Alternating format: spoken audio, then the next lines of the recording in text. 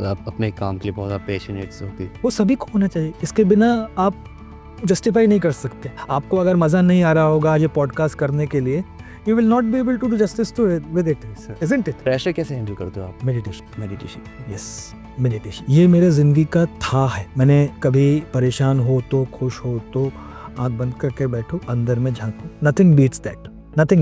जैसे एक शाहरुख खान का डायलॉग है कि आँख बंद करके माँ बाप का नाम ले लो, उस टाइप से कुछ। हाँ, वो ठीक है, but this is something to be experience, which और इसमें बहुत सारे प्रूफ भी है। मैंने आपका हार्ट रेट कम हो जाएगा, आपकी नींद अच्छी आने लगती है, आपका जो डिसीजन है वो बैलेंस्ड हो जाते हैं। हम ब्रेन कंट्रोल नहीं करते, इस थॉट को कंट्रोल नहीं कर सकते, हमको रेगुलेट कर सकते हैं, हम उसको बेहतर तरीके से रेगुलेट कर सकते हैं। Difference between controlling and regulation. Control करते हो तो प्रेशर कुकर बन जाता है, जब आप रेगुलेट करते हो तो नहर बन जाती है। नदी के पानी को रोक के रखोगे तो प्रेशर बनेगा, उसको रास्ता दे दोगे तो नहर बन जाएगी। So you learn to regulate your thought process and thereby you are a better decision maker. ऐसे मैं मान लीजिए सर्जरी कर रहा हूँ और वो सर्जरी के अंदर में कुछ क्रिटिकल स्टेप है, तो मैं आँख बंद करूंगा 2 सेकंड के लिए, 10 सेकंड के लिए रोकूंगा, I compose myself, go inside and I get the solution.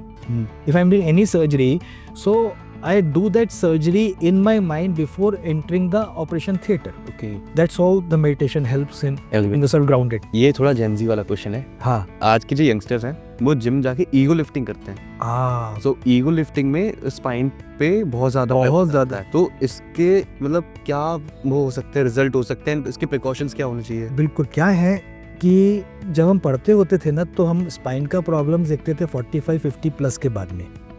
आज का तारीख में I see the problems even in जो 18, 19, 20 साल के लड़के।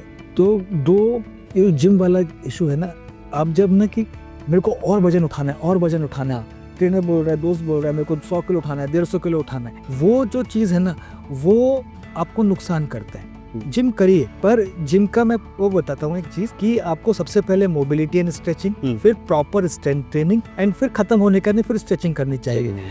लोग शुरू राखी का पार्ट भूल जाते, केवल स्ट्रेंथ ट्रेनिंग करेंगे, नंबर 1। नंबर 2, पोस्चर का ध्यान नहीं रखते। जैसे मान लीजिए डेडलिफ्ट करना है तो आपका बैक राउंड नहीं हो जाए, बैक स्ट्रेट रहना चाहिए।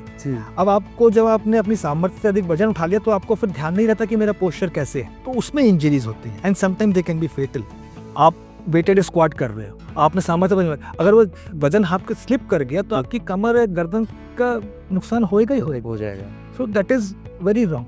ये ईगो जिमिंग नहीं होना चाहिए। आप कोई भी जना जो है ना, वो हर आदमी आर्नोल्ड श्वार्ज़नेगर नहीं बन सकता, हर एक का जेनेटिक कॉन्स्टिट्यूएंट भी है। तो स्ट्रेंथ होना इज जरूरी। हम मसल बिल्डिंग करने का कोशिश करते हैं, while one should Aspire for strength building.